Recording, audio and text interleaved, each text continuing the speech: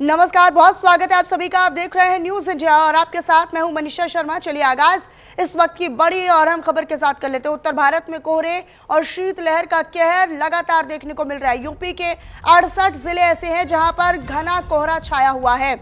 MP के अगर मध्य प्रदेश की बात कर लें तो मध्य प्रदेश के भी 31 शहर हैं जहां पर 10 डिग्री से नीचे पारा लुढ़क चुका है। हिमाचल प्रदेश और उत्तराखंड में भी बर्फबारी का दौर जारी है। तो जम्मू कश्मीर के सोनमर्ग का तापमान माइनस में चल रहा है, यानी -5.8 डिग्री सेल्सियस, यानी -5.8 डिग्री सेल्सियस यहां पर दर्ज किया गया।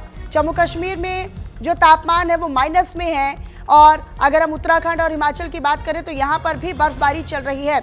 यानी कुल मिलाकर पहाड़ी इलाकों का जो असर है वो मैदानी इलाकों पर या मैदानी राज्यों पर भी नजर आ रहा है। यूपी के 68 जिले ऐसे हैं जहां पर शीतलहर और घना कोहरा जो है वो देखा जा रहा है। उत्तर भारत की बात करें तो उत्तर भारत में यानी नॉर्थ इंडिया में कोहरे और शीतलहर का कहर जारी है। जहां पर एमपी और यूपी की बात करते हैं तो एमपी में 31 शहरों में पारा 10 डिग्री सेल्सियस के नीचे पहुंचा हुआ है।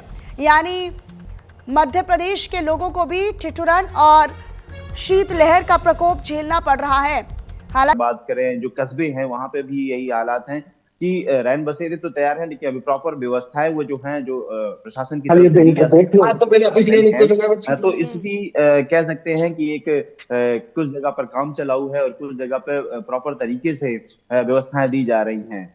क्योंकि अभी हाल में एक अमेठी में एक आपने युवक को देखा होगा जो बिना ठंड की वजह से उसकी मौत हो गई थी। उसने बिल्कुल बोरा ओढ़ा, उसके बावजूद भी उसको ठंड लगी और उसके बाद उसकी मौत हो जाना, बूंद से मौत हो जाना।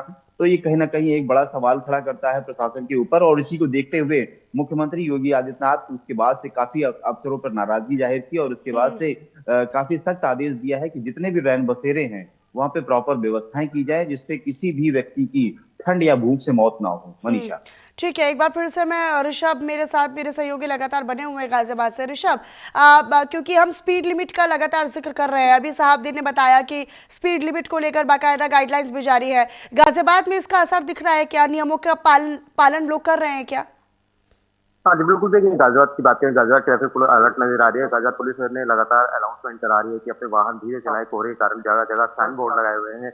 साथ ही साथ लोगों को समझा भी रही है कि अपने वाहन की गति कम रखें, अगर कोहरा है तो डिम लाइट जलाकर रखें। तो कह सकते हैं जो ट्रैफिक पुलिस है लगातार लोगों को जागरूक करने का काम कर रही है। लेकिन क्या लोगों के बीच में अवेयरनेस है? लोगों के बीच में क्या ये जागरूकता है? क्योंकि जान लगातार जोखिम में डालना या विजिबिलिटी कम होने के कारण हम देखते हैं कि एक के बाद एक कई वाहन एक साथ एक्सप्रेसवेज या फिर हाईवेज पर टकराते हुए चले जाते हैं, जिसमें कई लोगों की जानें जाती हैं। जी, बिल्कुल। देखिए, लोगों की बात करें, हर किसी को जल्दबाजी रहती है, लेकिन ट्रैफिक पुलिस लगातार यही अनाउंसमेंट भी करा रही है, अपने परिवार के साथ रहें, सुरक्षित सुरक्षित जाएं, स्पीड लिमिट कम रखें। साथ ही साथ ऐसे चालान कर ऐसे लोग हैं बहुत सारे जो स्टंट करने का भी काम कर रहे हैं घने कोहरे में, अपनी जान जोखिम तो डाल ही रहे, साथ ही और लोगों की भी जान जोखिम में डाले। तो प्रशासन लगातार ऐसे लोगों का चालान भी कर रही है, लेकिन उसके बाद भी है लोगों में जागरूकता की कमी है। हालांकि पुलिस प्रशासन की बात करें तो पुलिस प्रशासन लगातार लोगों को जागरूक करने का काम कर रही है। जगह जगह रेडिंग लाइट लगाई जा रही है ताकि वाहन आपस में न टकराए, साइन बोर्ड लगाए जा रहे हैं ताकि गति इतनी रखनी है। अनाउंसमेंट किया जा रहा है कि कोहरे के कारण आप अपनी गति कम रखें, लेकिन उसके बाद भी लोगों में अभी जागरूक की कमी देखनी नजर आ रही है। अच्छा ऋषभ, क्या क्योंकि हम लगातार रैन बसेरों की व्यवस्थाओं को लेकर भी बात कर रहे हैं, मौसम विभाग ने लगातार अलर्ट जारी किया हुआ है।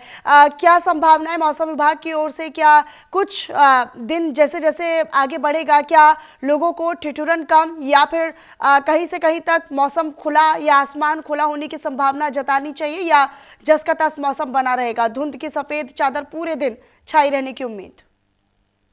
देखिए, बिल्कुल। मौसम विभाग की बात करें, मौसम विभाग का भी साफ तौर पर कहना है ना तो अभी ठंड से राहत मिलने वाली है, ना कोहरे से राहत मिलने वाली है, ना ही पॉल्यूशन से राहत मिलने वाली है। तो कह सकते हैं लोगों को तीन तरह की मार झेलनी पड़ रही है। फिलहाल जिस तरह की बर्फबारी पहाड़ों पर बर्फबारी और उसका असर यहाँ भी देखने को मिल रहा है, बल्कि पूरे उत्तर प्रदेश में देखने को मिला है, और शीतलहर यहाँ चल रही है। तो फिलहाल तो कोई राहत मिलती ही नजर नहीं आ रही है। ठीक है, बस क्योंकि ऋषभ भी लगातार मेरे साथ बने हुए हैं, साहबदीन भी मेरे साथ बने हुए हैं, ओम द्विवेदी मेरे साथ जुड़ चुके हैं और अतुल प्रताप श्रावस्ती से मेरे साथ मेरे सहयोगी जुड़े हुए हैं। श्रावस्ती का रुख कर लेती हूँ। अतुल, जरा बताइएगा यहाँ पर तापमान को लेकर क्या अपडेट है आपके पास? किस तरीके से लोग क्या अलाव का सहारा लेते हुए नजर आ रहे हैं सर्दी से बचाव के लिए? बिल्कुल, श्रावस्ती में भीषण ठंड का कहर लगातार जारी है।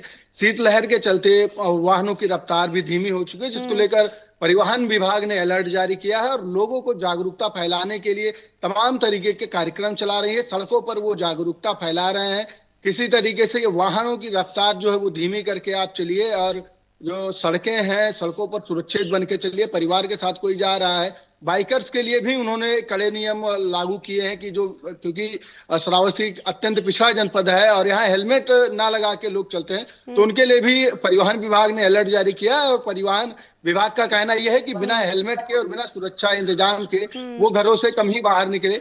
और शीतलहर में तमाम सारी गाड़ियों का एक्सीडेंट भी होता रहा है, तो जो ट्रैफिक पुलिस है, ट्रैफिक पुलिस भी लोगों को जागरूक करती हुई जरूर दिखाई दे रही है। कहीं ना कहीं श्रावस्ती के लोगों ने यह मान लिया है कि ठंड है और ठंड की वजह से लोग सड़कों पर कम ही निकले और सड़कों पर कम ही लोग दिखाई दे रहे हैं।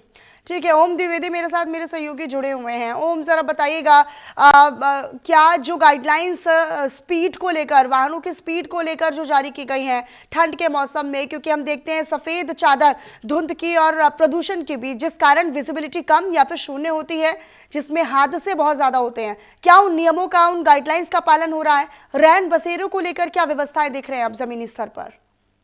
बिल्कुल बताना चाहूंगा, जिस तरह से कोहरे का धुंध देखने को मिलता है, अगर रायबरेली पुलिस की बात की जाए तो यातायात नियमों के तहत रायबरेली पुलिस है वो रिफ्लेक्टर लगाती है ताकि वाहनों की रफ्तार में ये पता चल सके कि आगे भी वाहन है, पीछे भी वाहन है। इसको लेकर रायबरेली पूरी तरह से तरह तरह के अभियान चलाती है, लोगों को जागरूक करने का प्रयास करती है। लेकिन जिस तरह से देखा जाए